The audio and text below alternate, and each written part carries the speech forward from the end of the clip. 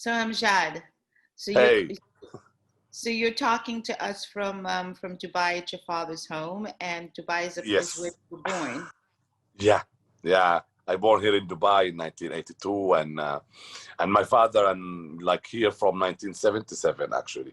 So yeah, so I feel like I have many countries to relate to. My Sudan and Egypt because my mom's roots also from south of Egypt. And also Dubai. I've been born and raised and studying even filmmaking. I studied in Dubai, so yeah, I just feel related. So when you ask me where do you live, I don't have an answer. I live in three cities I and understand I that like it. you're a perpetual migrant. Yeah. I don't know if I can call it a migrant because Dubai to Khartoum is 3 hours, and even Cairo to Khartoum is 2 hours. So just like when you move inside US, right? Just Hmm. like the same or longer maybe. So I'm not sure because also my family, they used to take us every year to Sudan, sometimes twice a year. So I just don't feel like immigrants thing. Yeah. Do you, do you feel Sudanese?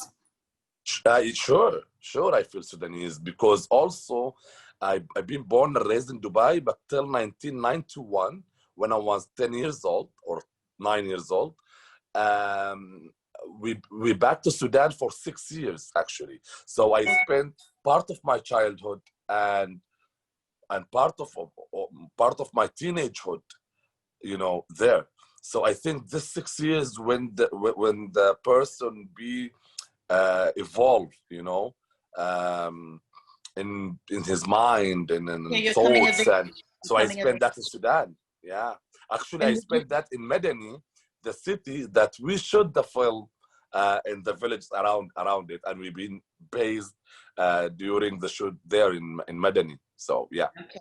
So would you say going back to Sudan and living there at this formative years, would you say that's when your desire to make films began? Exactly. I mean, I started loving cinema there in Sudan when there is no cinema enough around me to watch. And maybe that's why I loved cinema. I remember, but the first time that I visited cinema, it was there, and it was like summer cinema. It was like open, very close to our Yeah, houses like between the outdoor. school. Yeah, Yeah, yeah, drive-in. yeah. And, Yeah. and and I remember it was an Indian action movie.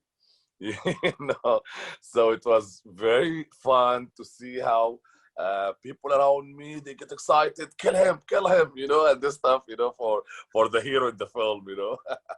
and uh, and yeah, I was just get fascinated by the light, by the light that reflected in a wall. I remember it was just a white wall, very huge white wall. What's that magic? I think it started from there, and maybe that's what I tried to reflect in Muzammil in the film.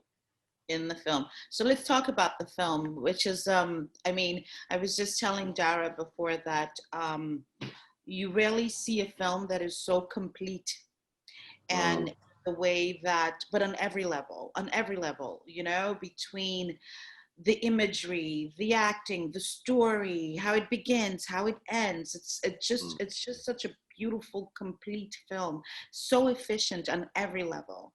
And there's a question that I wanted to ask you, and I'm so happy we're having this conversation because I mean me too.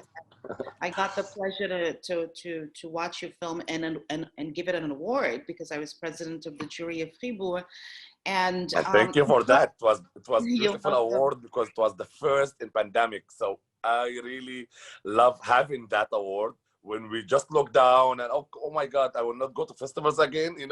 So Mhm. suddenly that award came. So thank you, man. You totally deserve it. Your film blew it out of the water. I mean, the selection was tough, but at the same time, for us, it was unanimous. Really, Hmm. there was no discussion. It was like unanimous, Yeah. and also I think the moment that we were seeing it as well resonated with us a lot. Mm, As at the same time, it gave us an opportunity to journey and to leave our home and journey into a place that we don't know. We don't know Sudan besides what we see in the news, right? And what we get in the news is just so ephemeral. And then when Sudan doesn't exist in the news anymore, it doesn't exist in our psyche. Exactly. And so for us to watch this film within the construct of a pandemic made it so much more impactful for us, you know, in the sense of like, now we have time to look at the world, to really look at the world, to really see and dissect the world, right? And so that was a gift that you gave to us at a time like this. Thank you. Thank you. And actually, you know what? This is exactly why I wanted to do film in Sudan after 20 years of no cinema, you know, of the cut of the cinema industry, of it's number 7 or 8 in Sudan history. That's why I just felt like it's important to tell stories there,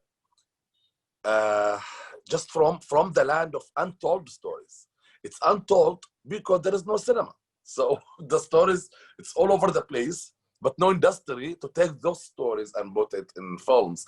That's why also I feel Sudan has this like a future in telling new stories, came from Africa and Arab world, because actually it's very unique in Sudan. That makes, it's the end of the Arab world, it's beginning of the African culture. Right. You know, so it has that mix. Maybe you saw it in the film, you know, in the ceremony of when the mother goes to do the devil's thing in the faces, but still there is something Arabic in the language, in the culture, in the religion.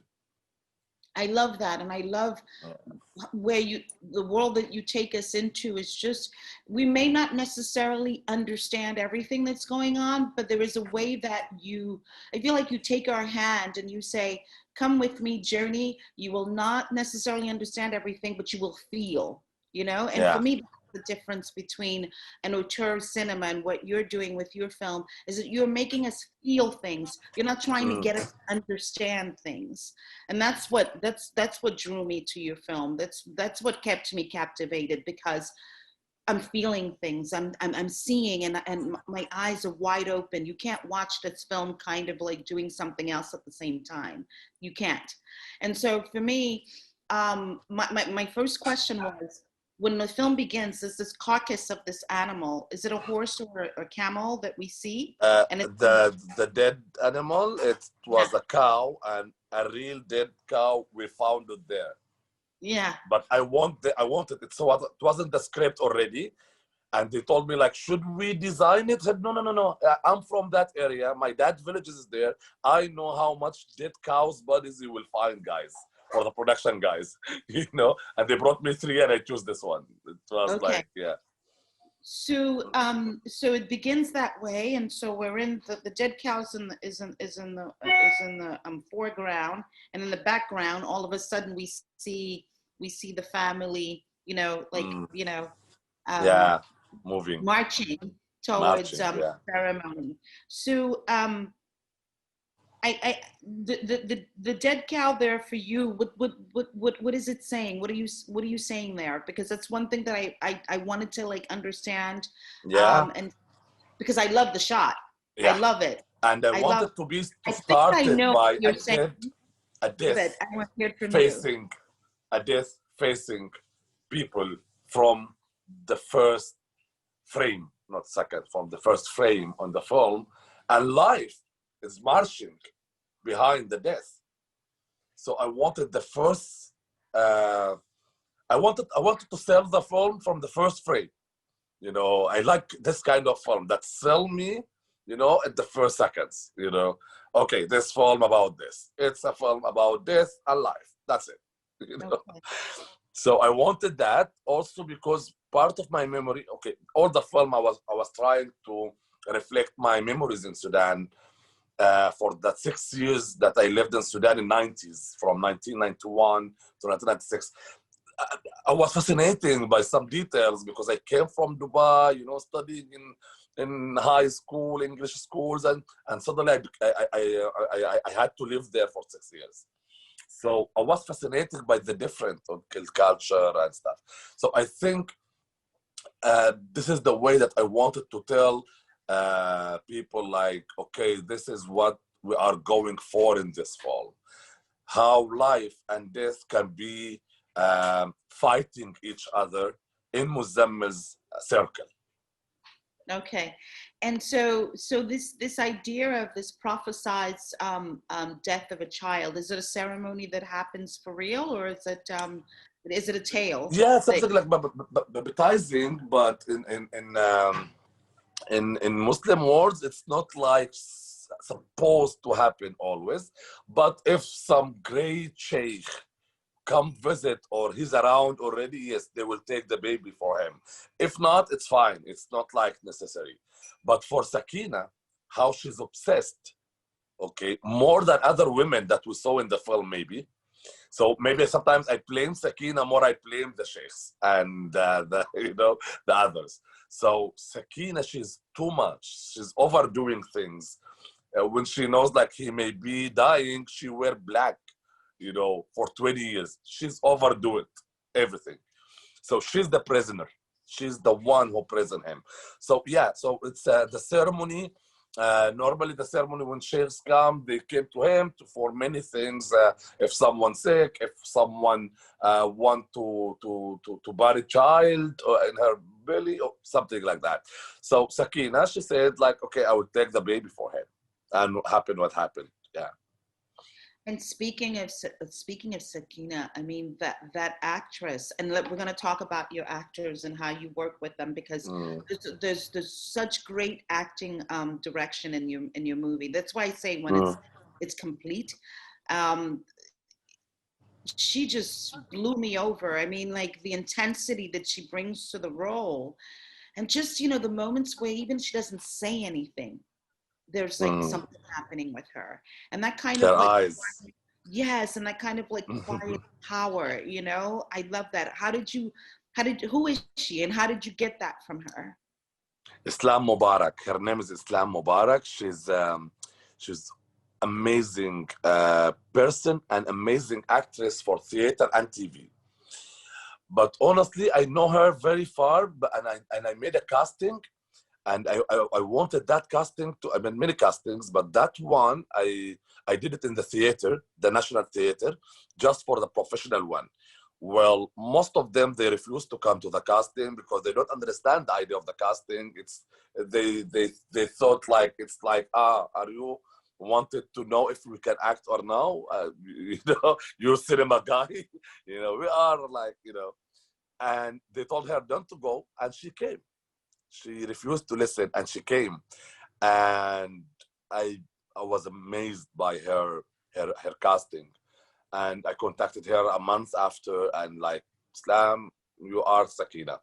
So she got very excited and very also nervous, because she's a single mother for 3 kids.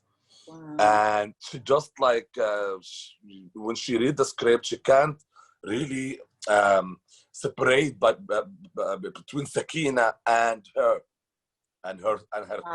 kids at the same age of Muzammil, especially the 9 and 10 and 12, I think the oldest. So yeah, she get attached personally for the script. And I love her eyes. I love the way she can communicate with camera, with characters, just by look. Yes. And I like this kind of acting. Yes, I mean, you did a fantastic job with all your actors. Yeah. And Muzammil, and where did you find him? This is the first casting I did, just like in Facebook and Twitter and Instagram, like just a casting call. And I had like 150 boy, or like, guys, like 20 from 18 to 22. And Muzammil, he appeared. There's my brother, give me a coffee. Good little brother. Yeah, cheers. So yeah, what happened is like I did that casting, and Muzammil, he came, and Bunna, Bunna Khalid, Naima, the girlfriend, she's a professional model, and also she came and I chose her for the role. Yeah, Amal Mustafa. She played Sitt al-Nisa. She's Sudanese French. She lives in Lyon, and by chance she was there in Sudan, attending Sudan Independent Film Festival, and I saw her. I was like, Amal, can you do this role? And because every actress in Sudan refused the role because it had like sex scene, and that Right, never right. happened in She's in amazing. Sudanese She's history. amazing. Yeah, and she said like she loves cinema. She always attending film festival around the world when she's not an actress. She worked in Red Cross in France. Yeah, in accounting. Okay. And yeah, but she loves cinema. She traveled in her own for festival just to watch films. So yeah, she accepted the role, and actually she's the only one. She refused to take any money from it because she believes she's not an actress, and she do it because she loved that. Oh my God. Yeah. Beautiful. She allowed me just to book her ticket. She was just like, I want to support the experience. Oh, that's so beautiful. That's so beautiful. Yeah. And you can tell, I mean, because your film has like that authenticity to it, that everyone who was there wanted to be there and wanted to create this work with you. I mean, you can feel Mm, it, you know. yeah. So let's talk a little bit about bringing the film together. Now, you write a script like that, and because the script is, I find the film extremely political at the same time. I mean, and you Mhm. even dedicated to, like Yeah.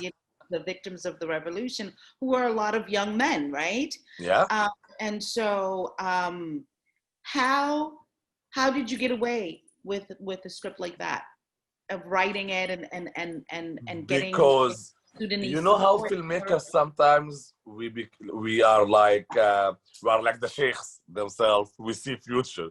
So when we wrote the script and we were trying to get approval for it, actually there like the revolution wasn't started yet, right? I mean, we started having this in 2018, and the revolution started in December, and we shot in December. Actually, the revolution started at the same day of the shooting, that by coincidence, you know. So yeah, I mean, we got the approval because they didn't see there is no cinema in Sudan, so there is no system even for saying no or yes. you know? So we use that unsystematic, the leak of the system. We used it to make the script get the approval that we need. And but still, if you ask me how you wrote the revolutionary film before even the revolution started, I think because we believe we always in a revolution mood, especially from the separation of the South. We start to be angry on the government because our Sudan became two Sudans, and our brothers, the Southern, they became like another country, not anymore with us. So there is something from 2010. It's all about like just to like an anger against the system. Mm-hmm, mm-hmm, So definitely by default, without even meaning it, I think when I chose the story, it was like just to tell Muzammil, open that box and go out. Maybe that the same thing that Sudanese people did at the same days when we are shooting Muzammil running out. So for me, your film basically gives us an opening towards seizing our own destinies, and Mm. not being trapped a prisoner to a destiny Mhm. that is supposed to be pre-written for us, Yeah, right? And yeah, so for me, it's also a way of you speaking to your country at the same time, right. and it's not just a film just for film's sake. I don't, when I say your film is political, but it's there's a lot of subtlety to your film. Mm. And what I don't like is films that beat us upside of our, on our heads with Yeah. dogma, Mm. and so the way that you interweave that in there is extremely skillfully done. And my question to you is, were you pull in one direction? Did you always know that you wanted it to be so subtle, or were the moments that you really wanted it to be like extremely, like political and a statement. You know, how did you find the balance? Or did you always have a balance? I never wanted to be political because I just wanted to tell the story, and it's not just about politics. It's about all the authorities. For me, I was talking to Muzammil like break the law of your mother first, of your village second, of your religion third, of your country fourth or fifth or wherever, because it's all about community. So it's all about Muzammil open that box, actually literally the box that when the kids would they used it to bury him on inside. Exactly. So literally go out of the box, you know. So yeah, that's what I really wanted to say. So maybe the destiny of Sudan helped to get that more clear, because now you see the news of the fall and the news of the revolution all together in 2019. So that made the connection. Well, I meant part of it, but really what happened, it just make it more there. Also, I wanted to highlight something. I finished shooting in 17th January, and then I left to Cairo to edit there in Cairo. During that, the revolution, the first part of the revolution, just the streets run and stuff, it was happening. But the sit-in, it announced for people to come to the sit-in 3rd April, 6th April, sorry. So 3rd April, I left the editing. I stopped the editing in Cairo, and I go back to Sudan to be part of the sit-in 6th April. And I told my producer, just 1 week and I will back to finish the film. Actually, I didn't. I stayed for 2 months, 2 months in Sudan, in the sit-in, sleeping on the streets. And at the end of that sit-in, some massacre happened, and a friend of mine died there, a matter. So, you know what happened? I get back to the edit just for 10 days editing, just to finish, to close the film, and then, you know, the sound design and color grading and stuff. But that 10 days of editing, I was so angry. I was so depressed. And that really reflected on the film. I mean, I deleted like 15 minutes, everything that made the film so classic or romantic. I used the harsh cuts. I used the harsh, even we had a plan to use orchestra in Paris. And then I went to Paris to work with Amin Bouhafa. And I said, no, I don't want orchestra. Just give me like 4 hard cellos, because that's what I feel now. You know, the same for the color and more for the sound edit and sound design. I think we worked in the very harsh mood. And yeah, that was the direct effect of the revolution on my feelings when I came back to finish the film. That's what people don't understand as filmmakers, that all these things affect us while before making the film. You write your film a certain way and you're feeling something, right? And then when you shoot the film, something else happens. And then when you're editing the film, something else happens to you as well. And all that is going to be seen through the film. Right. And it's that those invisible things, you know, that we interweave in the film. It's for me, it's the crafting of films does not just come from like the script that you write. If you're a filmmaker who's like expressing, like specifically in a film like this, right? This journey that you want us to take, we just have to feel it. And we do feel it because we're feeling everything that you're feeling. We just don't know. You know what I mean? Yeah, we just don't. And when you're saying it to me right now, I'm like, yes, of course, you know? It becomes obvious because that you journey also through the making of this film, you know, as a filmmaker with your sentiments. And that's what you give us. And that's the authenticity that we see. Totally right. Totally right. And everything affecting, I mean, can you imagine even during the shoot, all those, like, we had this revolution. It was in Khartoum and we were in Medani. The revolution started and we were so excited. Like, we started finally to shoot the film. And the revolution finally, after 30 years, started in Khartoum. And we had the French crew. They were like, they just came back from France from the Yellow Jacket movement. Yes, yes, yes. So Gilets jaunes. my DOP, Sebastian Goffert, and the gaffer, Eric, and everyone, even the sound recorders, the Lebanese, they were just came back from Lebanon, also from a big event there, and they were shooting on the streets and sleeping on the streets. So it was all in that sense. Well, the film is not about that typically, but the sense of everyone around was there to do that. Yes, it's kind of like you foresaw, you know. Yeah.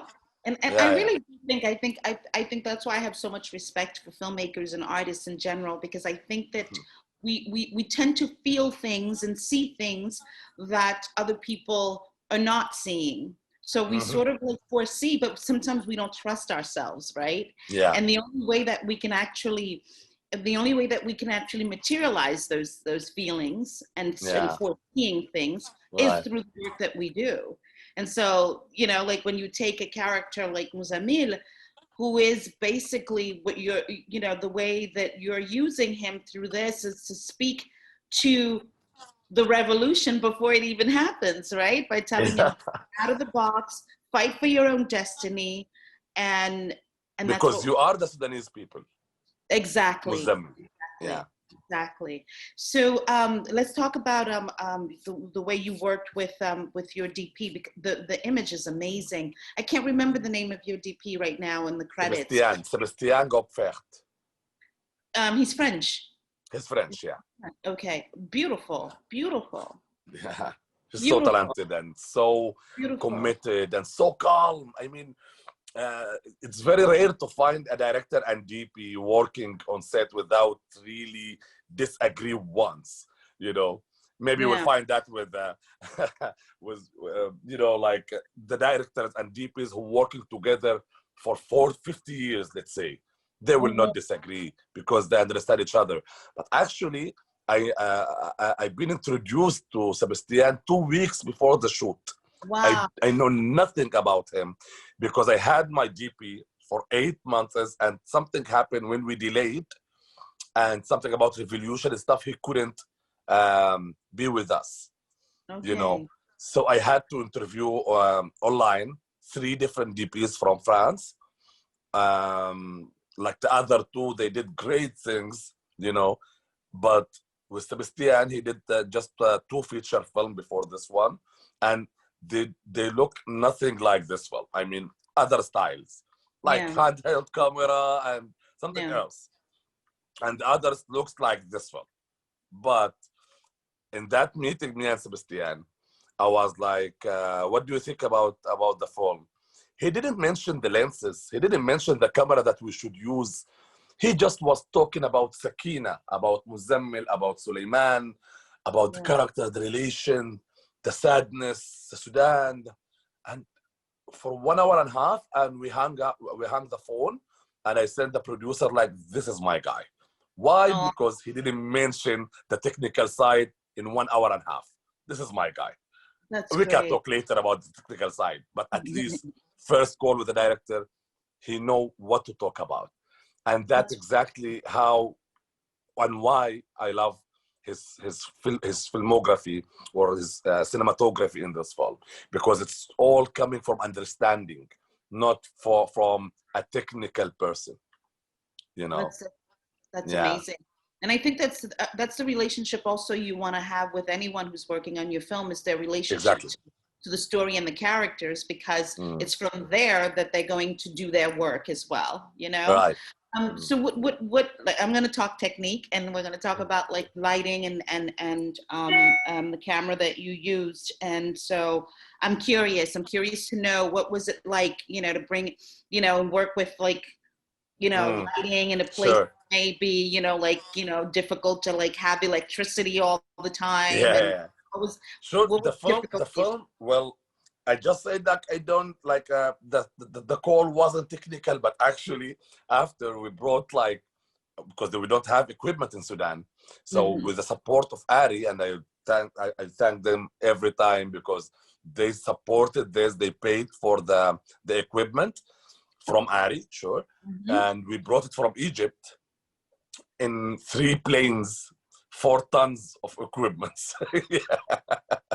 Yeah, it was mini Alexa. We used mini Alexa, and you know, all the lights and stuff from Ari, and I used just the camera, and I used like you know, the hand, not what's called, it's have name everywhere. So it's like not really like Steadicam, but kind of Steadicam, small Steadicam. Okay, that's it. I think that's what I used for doing the film. And I love the like to have tracking sometimes. So I use the tracking. That's the it. first shot is a tracking. Is the first shot a tracking shot? The first shot with exactly. With the no, that was still shot. That was still shot. Maybe the tracking when they enter the people.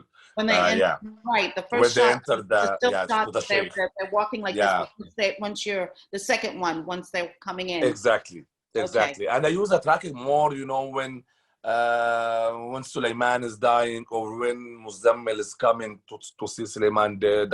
Like I choose where to use that. And I like to do my decoupage very clear. And I do it just for 3 days, and I forget about it. And I didn't see it again. I left it in the hands of my AD, you know, my first AD. And I told him, don't give it to me in my hand, never ever. Because on set, I'm a new person. I mean, sometimes he told me, like, Amjad, you have this shots. You need to take this shot like in 4 or 5, you know, scene or shots. I was like, why? That could be one shot. It's awesome. He told me, but you wrote 4. I said, it's not me. It's Amjad 2 weeks ago, not me today. You know? So, for example, when Muzammil is reading the Quran inside the room, and his mother with her leg, she just came with the lamp, and she crossed him. She wrote something outside of the car, and she went back again. You remember that shot? And he's still reading the Quran. That's supposed to be like 4 or 5 shots. And we started by the long, and I loved it. And I was like, okay, that's it. They like, are you sure? Maybe you will be hesitating in editing. I said, no, that's it. That's the shot. That's the shot. No. It's beautifully composed. The film is beautifully composed. I you know, it's. I tell you, we were so blown over, and I was just like, wow. I felt really bad to like watch your film on a small screen. And pandemic things. Exactly. And I promised myself that I will project it, and I will see it like on a big screen. Do you have is there any plans of releasing it releasing it in the movie theaters? Is the film going to represent Sudan at the Oscars? Or are you? Sure. Okay, wait. For the first part of releasing it, actually in Cairo, today is the first week of the 6 months. It's for 6 months in Cairo cinema. You know, just direct after they stopped the pandemic or the lockdown, it was there in cinema for 6 months, and every time I thought like this is the last month, the demand is big. So you know, especially in Cairo, because in Cairo it won the golden star for El Gouna Film Festival, and it's very known for you know, Egyptian. And you know, Egyptian and Sudan is just like one country, you know, one history, so they're just related. In France, it was there for 2 months, and then the lockdown happened. They stopped the film there, but it's in DVDs now in France and VOD and Canal Plus. And Arab world, it was also Tunisia, it was in Dubai, but unfortunately not in Sudan, because the cinemas have they have a problem there. We don't have cinemas enough, just 2 cinemas, and you know, we couldn't do it in Sudan. But also it was in a TV in Arab world, and we sold it also to Netflix Middle East. So it will be next week, I think, or after 2 weeks in Netflix, Middle East. Sudan just chose the film a week ago as Sudan entry for the Oscars. And Okay. actually, this is the first time in history Sudan do a committee, and the Oscars approve a committee from Sudan, and a film being nominated from Sudan. So for the first time in history, this is the first. Yeah. Congratulations. Yeah, And so, thank you. It means something. The Oscars means something also for Sudanese people to feel, they just feel any success after the revolution, like a personal success for every Sudanese one. So the Oscars have this nostalgic, you know, the Oscar concert every year, the awards for Sudanese. So I want to give them this. You know? yes, no, it would be wonderful. No, I know that, and this will be one last question. And I'm, you know, while looking at the film, I said to myself, I didn't know your story, and I said to myself, well, whose character is he the closest to? Of course, he's closer to Muzamil, and that would be like, you know, the character that he's the closest to. And now that I know you, I'm like, no, the character that he's probably closest to is Suleiman. Yep. Suleiman is close to me. No, he's not close to me. He's me. He's exactly. Somehow. That's what that's now he's me you. till sometimes I had to take out some scenes of Suleiman, so Amjad's voice became less. Yeah. Yes. So now that I know that you did not grow up in Sudan, but you did go back, and that's where, you know, your desire for making films was born, then it makes sense to me now. So I'm like, you know, I said, I think it's definitely, and he's an amazing actor as well. Mahmoud Sarraj, yeah. He lives Mahmoud in Sarraj Sudan. is a great actor. I mean, in 90s, I remember I was like just looking for the TV waiting for his show, his TV, drama show. And it was called like Blood in the Red Sea, on the Red Sea. He was like an idol for actors and everything. So we loved him. Everyone in Sudan loves him, you know. Like Morgan Freeman Sudan, you know, the Morgan Freeman of us, you know, something like that, if you can say. Yeah. And how did you convince him to be a part of your endeavor?